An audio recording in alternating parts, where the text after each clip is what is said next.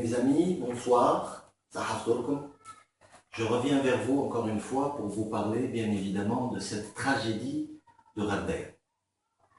Je tiens à exprimer toute ma sympathie pour les familles des victimes, pour les habitants de cette ville, tous les habitants de cette ville.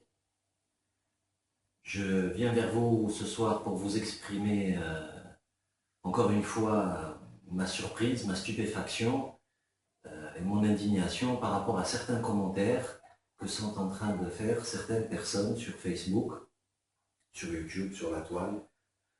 Et ces commentaires, je vais vous les lire. Je vais vous en lire quelques-uns du moins. Il n'y a pas de plage à Rabelais. C'est pour ça que certains Algériens ont soutenu Sousse plus que Rabelais.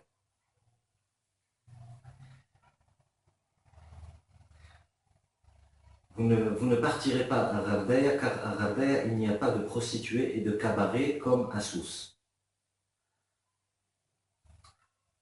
Nos concitoyens, CON majuscule, citoyens, ont été plus solidaires avec des voisins tunisiens qu'avec leurs frères du Sud.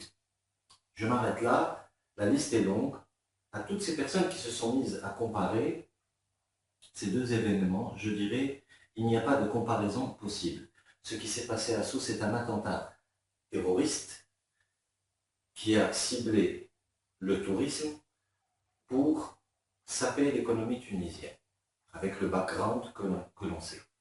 Ce qui s'est passé à Rabelais est totalement différent. Il s'agit de deux communautés algériennes qui s'entre-déchirent depuis un moment déjà.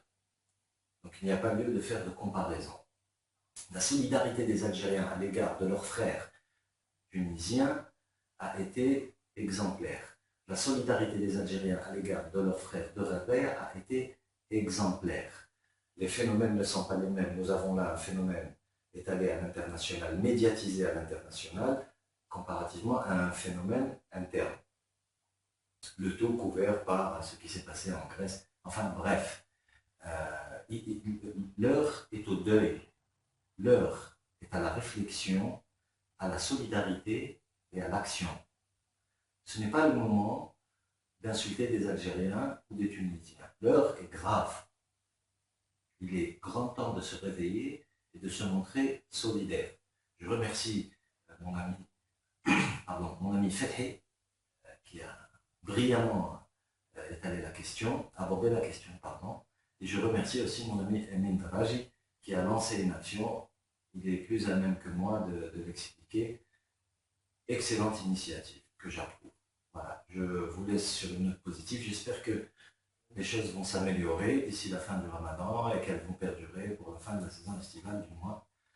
Je vous souhaite à tous une agréable soirée. Merci pour l'écoute et j'espère vous retrouver dans de meilleures circonstances. Au revoir.